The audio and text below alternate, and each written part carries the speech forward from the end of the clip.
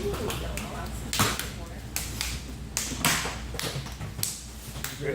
Yep.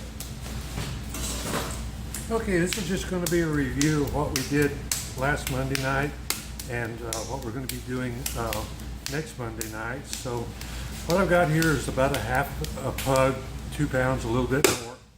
I'm pat it into a ball, and now I'm going to just mash that, pat it down into the middle of my bat.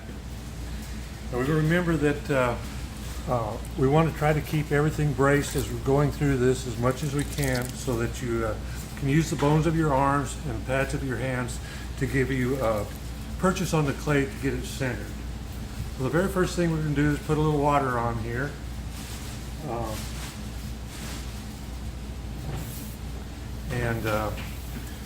We're going to start centering this piece of clay. So I'm going to put pressure with my left hand towards the center of the wheel, and pressure down and towards the center of the wheel with my right hand.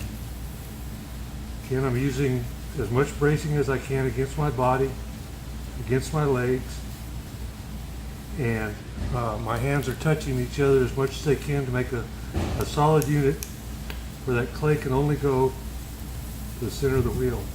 Now let's remember that a little bit of speed is our friend when we're trying to center.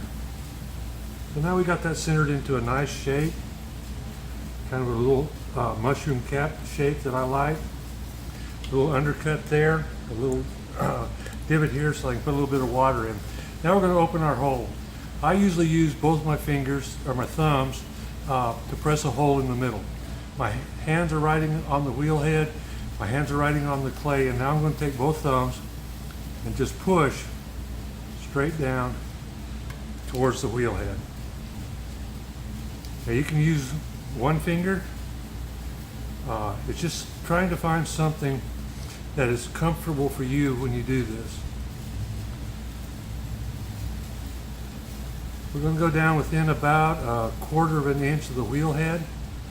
And I can stop here, use my needle tool, and check that to see that I've got just about a 1/4 inch of clay.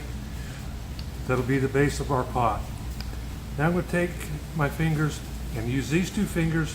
My left hand is in the same mode as it was when I was centering, and I'm going to take these 2 fingers and press against the heel of my hand and roll those fingers across the parallel to the wheel head. That's going to open up the bottom of our pot.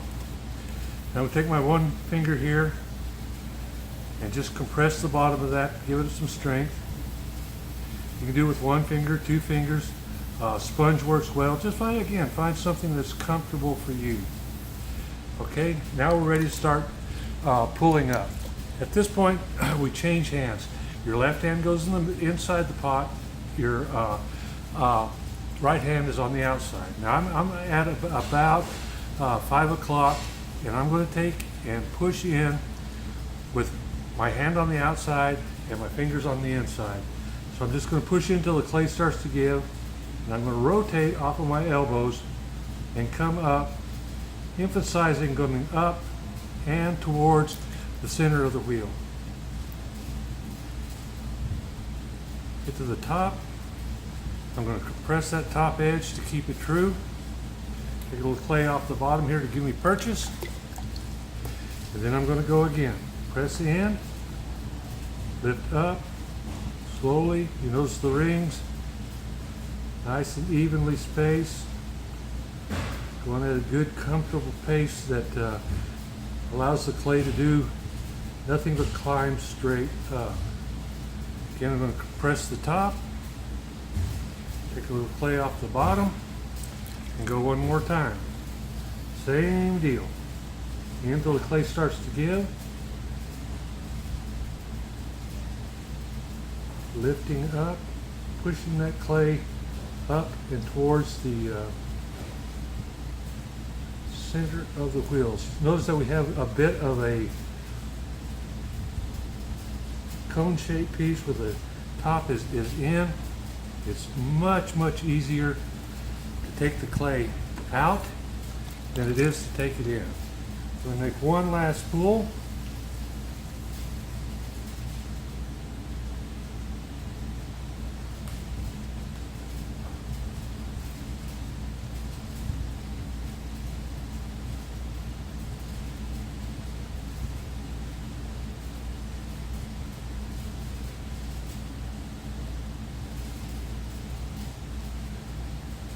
Take a little clay off the bottom.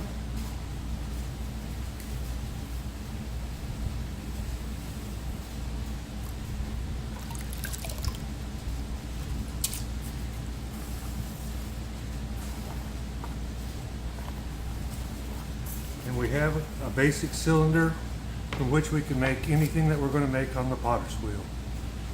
I encourage you to get into the studio this weekend, if you possibly can, and do a little practice.